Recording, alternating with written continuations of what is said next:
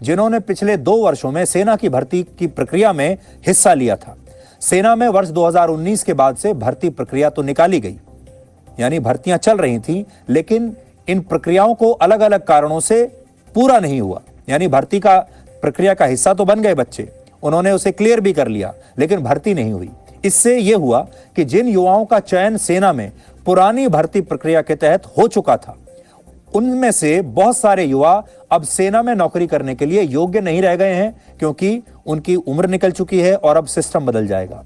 क्योंकि सरकार की तरफ से कहा गया है कि अब सेना के तीनों अंगों में नए सिरे से भर्ती की प्रक्रिया शुरू होगी और पुरानी भर्तियां निष्क्रिय मानी जाएंगी। यानी अगर आपने पुरानी भर्ती के तहत अपना कोई परीक्षा क्लियर की हुई है, फिजिकल क्लियर किया हुआ है, तो अब वो निष्क्रिय हो चुका है। अब आपको उसके आधार पर नौकरी नहीं मिलेगी। और यही बात बहुत सारे युवाओं को परेशान कर रही है, क्योंकि वो युवा वर्षों से सेना में भर्ती की तैयारी कर रहे थे, इस प्रक्रिया का हिस्सा बन चुके थे, अपने जीवन का एक अच्छा खासा समय उन्होंने इसमें लगा दिया था। अग्निपथ योजना के तहत 17.5 साल से लेकर 21 साल तक के युवा ही सेना में नौकरी के लिए आवेदन दे सकते हैं। 17.5 साल से 21 साल तक के।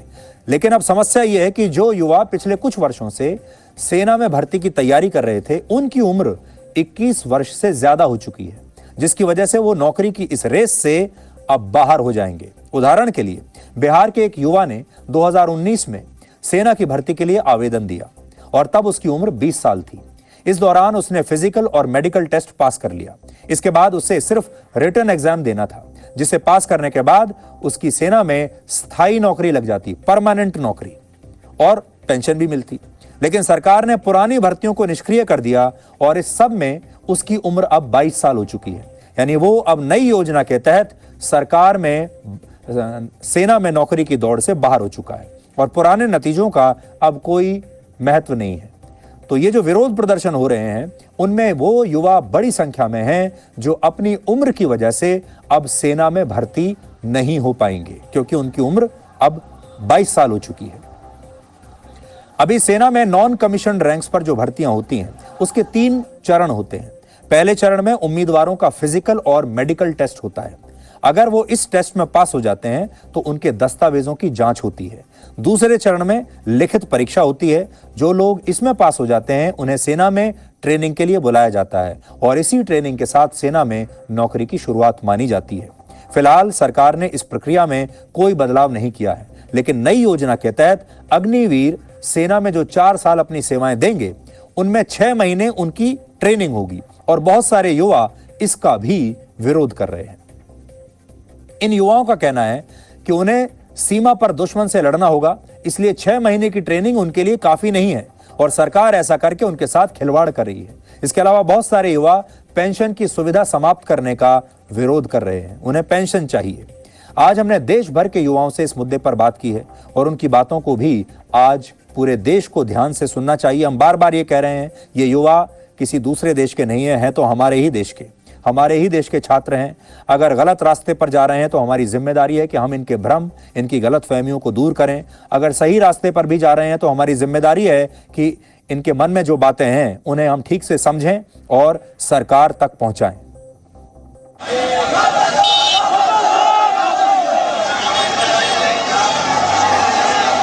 5 फरवरी के दौड़ कर आया, 7 फरवरी के मेडिकल लिया और 24 अप्रैल के एग्जाम का डेट लिया। एग्जाम कैसे?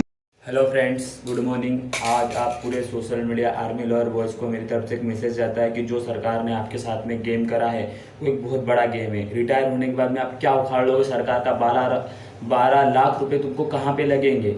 यदि आज 4 साल की नौकरी करने के बाद में इंसान बाहर हो जाएगा तो क्या मिलेगा भाई? 4 लाख, 10 लाख, 12 लाख में तो तुम्हारी शादी नहीं होती है। तो तुम किस तरीके से अपने बीवी बच्चों को पालोगे, समाज में अपना नाम जमाओगे, रुतबा जमाओगे? तो मेरा आपसे एक निवेदन है कि इस मैसेज को ज़्यादा से ज़्यादा लाइक करें, फॉलो करें, सब्सक्राइब करें मेरे चैनल को। मेरे वीडियो हर एक आर्मी बॉयज़ के स्टेटस पर दिखना चाहिए। आज मैं आपके मुद्दे की बात बोलता हूँ। एक टीचर जिसकी जॉब होती है 70 साल की जॉब होती है, लगभग 100 साल की भी होती है, 96 साल की भी होती है, 60 साल की लगभग जॉब होती है। उनको सालों को 60-60 हज़ार रुपये मिलते हैं। नहीं वो सही ढंग से पढ़ाया जाता है स्कूलों में, नहीं कोई सा स्किल्स देते हैं, बस वो तो बैठे बैठे गवर्नमेंट स्कूल में पैसा कमाया जाता है लपक के। और वहीं देख लो, यदि वही टीचर आज स्किल्स सिखाए, हर एक चीज़ें में स्किल सिखाए, तो बंदा ऑटोमेटिक ही बहुत आगे लाइफ में ग्रो कर सकता है। आर्मी की ट्रेनिंग जो बोलते हैं आर्मी में मिलनी चाहिए, वही ट्रेनिंग आरएसएस वाले दे रहे हैं, तो बिल्कुल आप आरएसएस को ज्वाइन करें।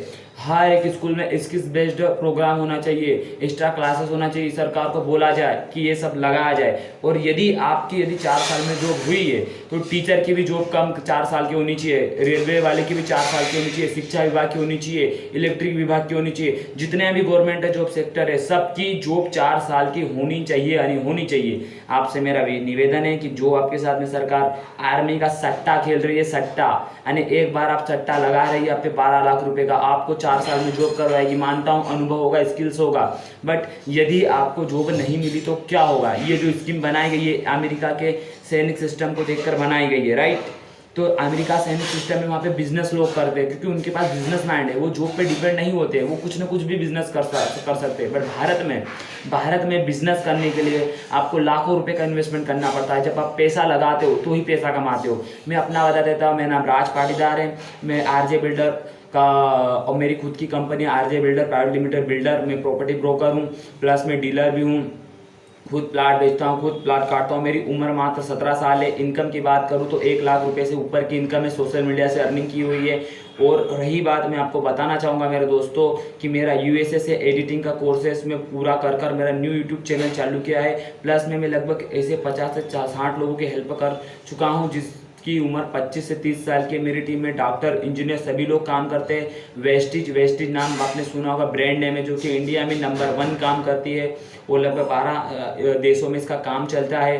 तो मैं आपसे हाथ जोड़कर निवेदन करता हूं कि आप फांसी ना लगाए, अपनी ज़िंदगी को तबाह ना करें, अपने माँ बाप की ओर देखें कि आपके माँ बाप ने बहुत सारी मेहनत करके आपको पढ़ाया लिखाया है, आगे बढ़ाया है।